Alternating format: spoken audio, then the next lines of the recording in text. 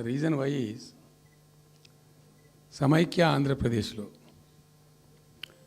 అత్యంత దారుణమైనటువంటి వివక్షకు గురైన జిల్లా పాత మహబూబ్ నగర్ జిల్లా. చాలా చాలా దారుణానికి.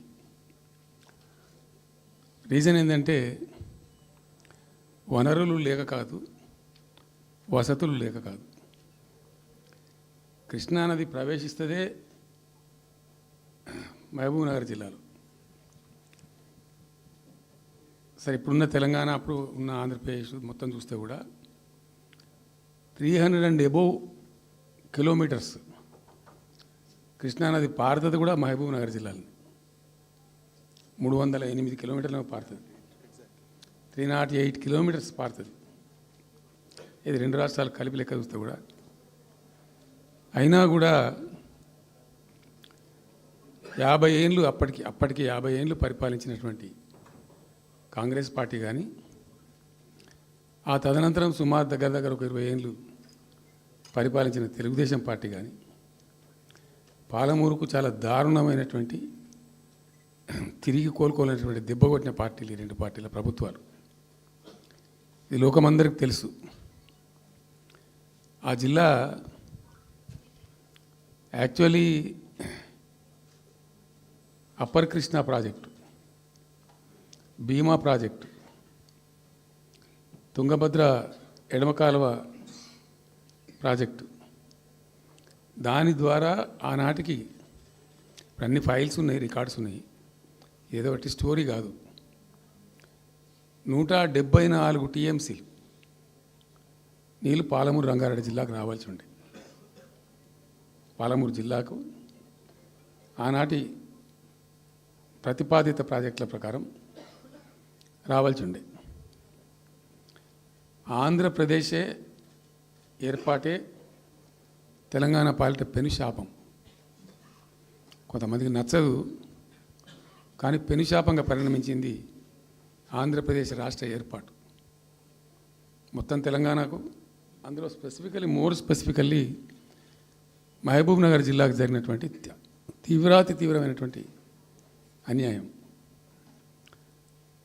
ఎస్ఆర్సి యాక్ట్ అంటే స్టేట్ రీఆర్గనైజేషన్ యాక్టు స్పష్టంగా చెప్తుంది, ప్రతిపాదించబడి ఆల్రెడీ శాంక్షన్ అయ్యి జరుగుతుండే ప్రాజెక్టులు, కంటెంప్లేట్ చేసి ఉన్న ప్రాజెక్టులు, వాటిని మార్చకూడదు, అవి కొనసాగించాలి. ఆ చట్టం ఉండగా కూడా వాటి అన్నిటిని కాదని వీటిని మొత్తం అబాండన్ చేసి పడేసిండ్రు. అట్లా చాలా చేసినారు. అక్కడ గోదావరి మీద చూసుకుంటే దేవునూరు ప్రాజెక్టు కావచ్చు, ఇచ్చంపల్లి కావచ్చు, రకరకాల ప్రాజెక్టులను అబాండన్ చేసినారు. అందులో అతి తీవ్రమైనటువంటి అన్యాయం మహబూబ్ నగర్ జరిగింది. ఇలా మహబూబ్ నగర్కి ఇచ్చే పాలమూరు ఎత్తిపోతలో మరొకటి కొత్త స్కీమ్ కాదు. గతంలోనే 174 టీఎంసీలకు ప్రాజెక్టులు రూపకల్పన జరిగి అంత అయింది.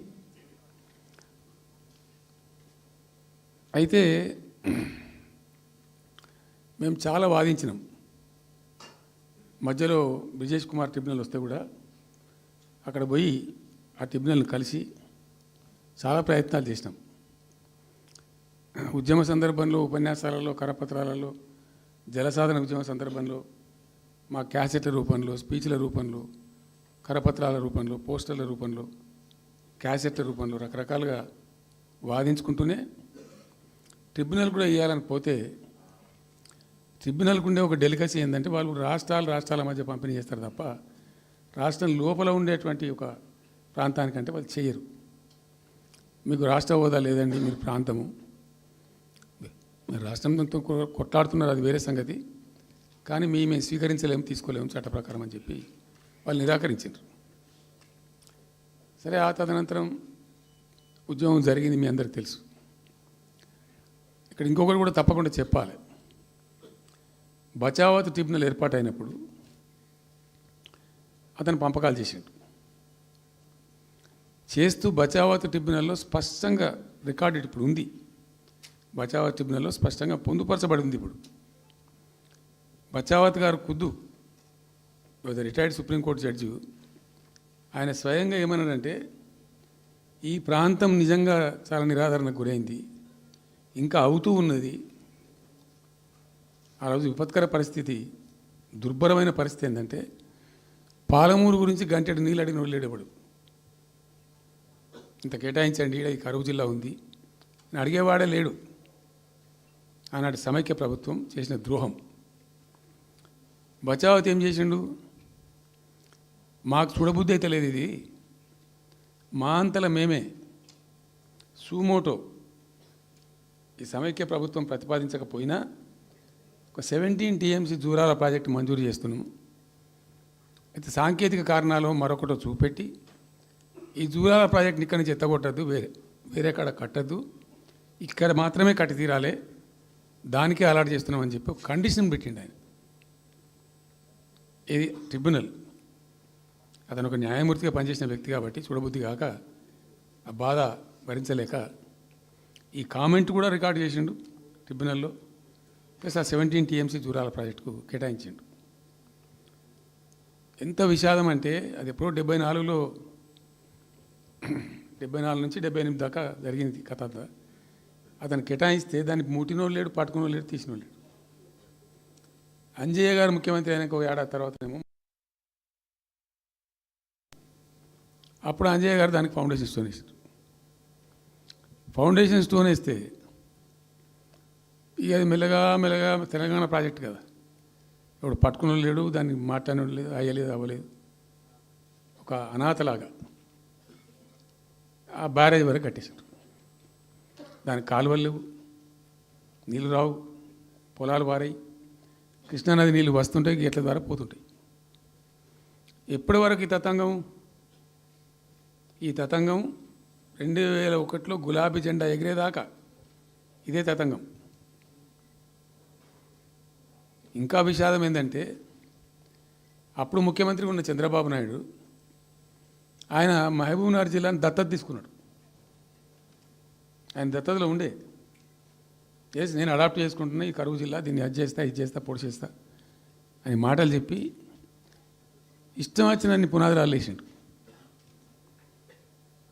కలువ కుర్తి, మన్ను, మశాను, రకరకాల పునాదురాలు వేసుకుంటూ పోయిండు.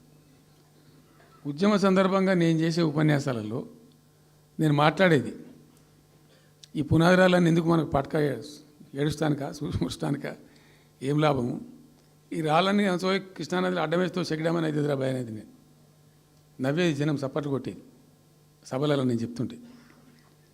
ఒక్క డ్రాప్ వాటర్ కూడా పొలాలు పారడానికి రాలే. తత్ఫలితం ఏంది? Net result. What was the net result?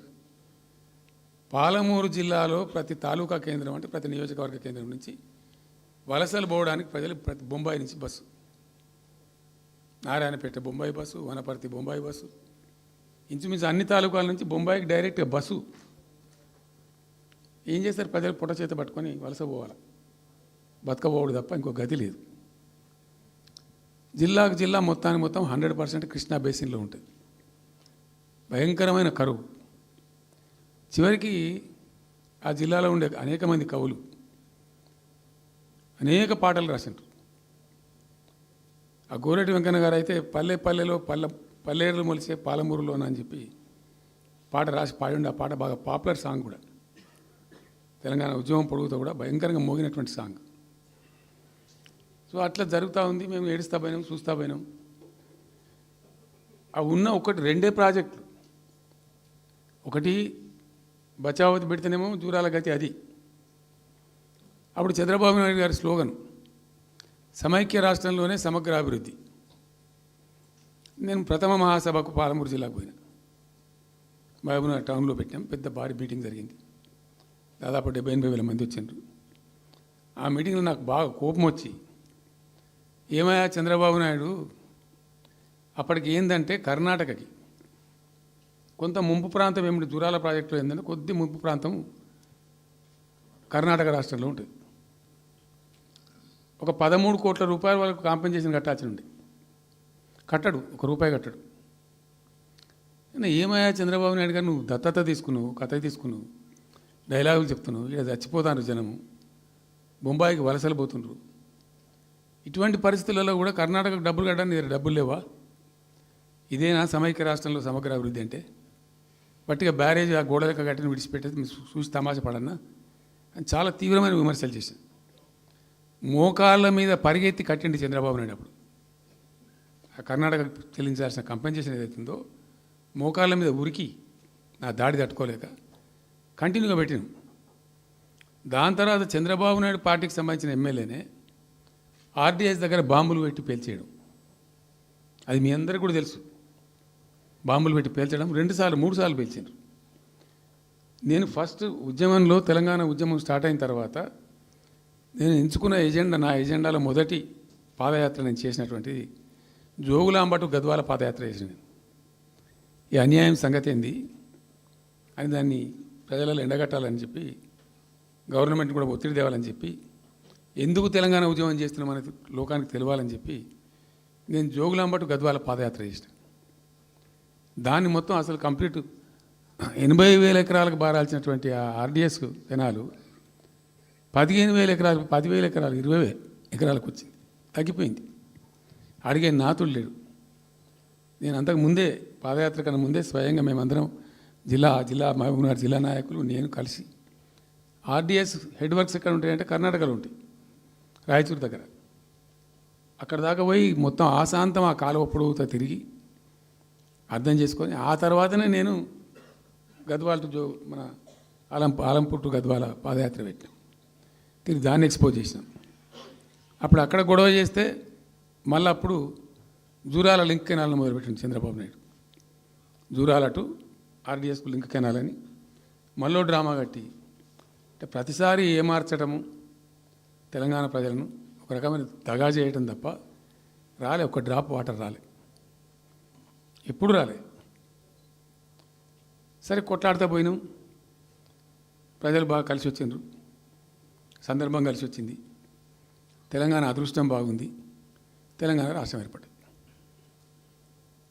ఇదంతా కూడా మీకు అన్నముందు జరిగిన చరిత్ర, ప్రతి ఒక్కరికి తెలిసిన చరిత్ర. ఇది ఏం కొత్త స్టోరీ కాదు, కల్పిత కథ కాదు, పుట్టించి చెప్పేది కాదు. పాలమూరు జిల్లా యొక్క దరిద్రం, ఆ దరిద్రంలోకి పాలమూరు నెట్టివేయబడ్డ పరిస్థితి. నేను అందుకే ఊకే మొత్తుకునేది కదా, తెలంగాణ వెనుకబడ్డ ప్రాంతం కాదు, వెనుక పడేయబడ్డ ప్రాంతం, వెనుకకు నెట్టివేయబడ్డ ప్రాంతం అని చాలాసార్లు చెప్పేది. నేను వందల ఉపన్యాసాలలో చెప్పాను. అది ప్రూవ్ టు బి కరెక్ట్. దాని తర్వాత ఎక్కడి దాకా పోయిన పరిణామాలంటే, పాలమూరు జిల్లాలో ఎండాకాలం వచ్చిందంటే గంజి కేంద్రాలు పెట్టేది. ఏడిసినాం మేము ఒకరోజు. గంజి కేంద్రాలతోని పాలమూరు, ఎందుకంటే యువకులంతా పాపం వలస ఉన్న ముసలి వాళ్ళు చచ్చిపోడు, తిండి దొరకక, దానికి గంజి కేంద్రాలు పెట్టి కమ్యూనిస్ట్ పార్టీలు వాళ్ళు వచ్చేది కొంత అడావుడు చేసి ప్రజలకు కొంత గంజి పోసే ప్రయత్నం. చివరి గంజి కేంద్రాలు పెట్టే స్థాయికి దిగజారిపోయింది పాలమూరు. కృష్ణా నది 300 కిలోమీటర్లు పారే జిల్లాలో చాలా దారుణం పోయింది.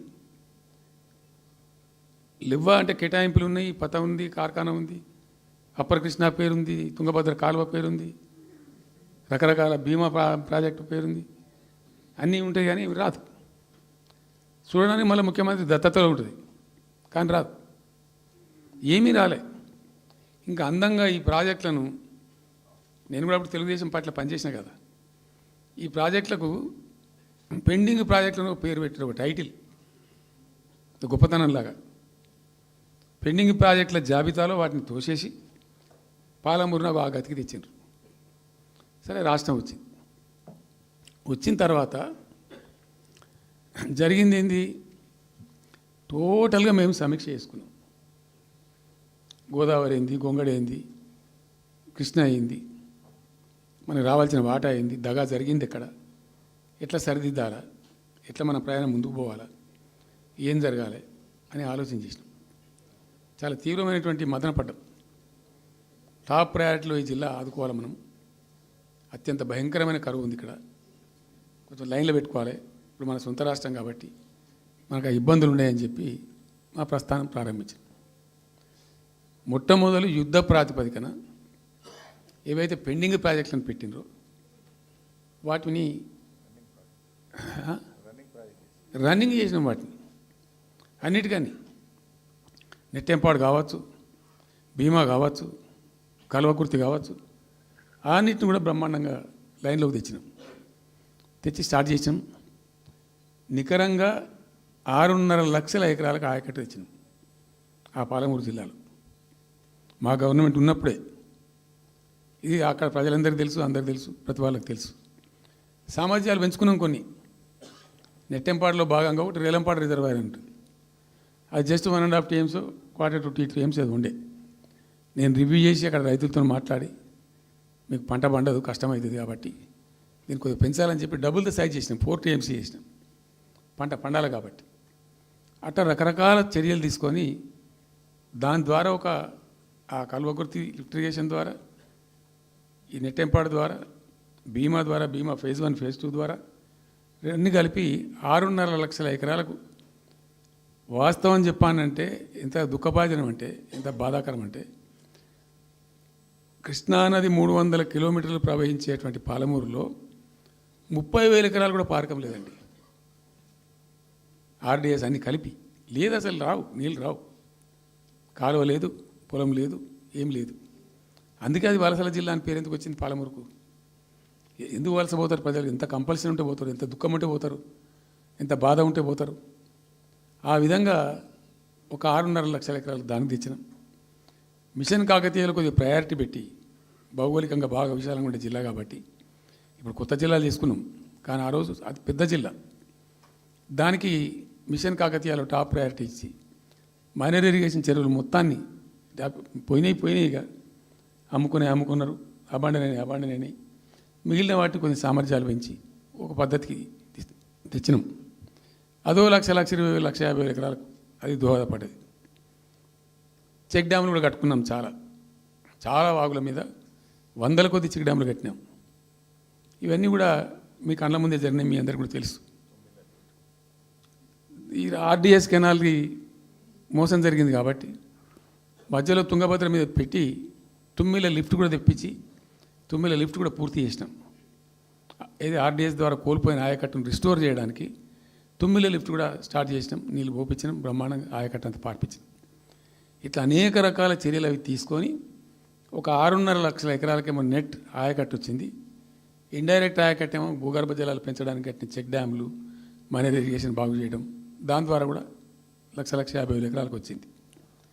ఆ తదనంతరం మరి మనం ఎట్లా ముందుకోవాలా, ఏం చేద్దామని చెప్పి ఈ రంగారెడ్డి జిల్లా కూడా వాళ్ళు పాపం కృష్ణా బేసినే, ప్రతి డ్రాప్ రంగారెడ్డిలో పడే ప్రతి వర్షం చుక్క కృష్ణానదికి పోతుంది, ఇంకెక్కడికి పోదు. నల్లగొండ జిల్లాలో కురిసే ప్రతి వర్షం చుక్క కూడా కృష్ణానదికి పోతుంది.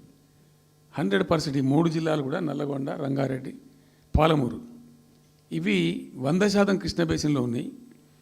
మనము ఏదైతే మనకు కేటాయించిండ్రో ప్రాజెక్ట్ వైజ్నో ఇంకోటనో కంబైన్డ్ స్టేట్ ఉన్నప్పుడు జరిగినటువంటి మోసం నుంచి బయటికి రావాలంటే మనం రాష్ట్రం ఏర్పడ్డ తర్వాత కొట్టాడాలి, మన వాట మనం సాధించాలి. రివిజన్, కృష్ణా జలాల యొక్క పునఃపంపిణీ మీద ట్రిబ్యునల్ వేయించుకోవాలి, రివిజన్ పెట్టియాలి అని ఒక స్ట్రాటజీ పెట్టి దాన్ని కొట్లాను. సరే, ఇందాక నేను చెప్పినట్టు దేవుని దయ వల్ల తెలంగాణ రాష్ట్రం వచ్చింది. ఈ ప్రాజెక్టు కంప్లీట్ చేస్తూనే పాలమూరు రంగారెడ్డి ఎత్తిపోతల పథకానికి శ్రీకారం చుట్టాం.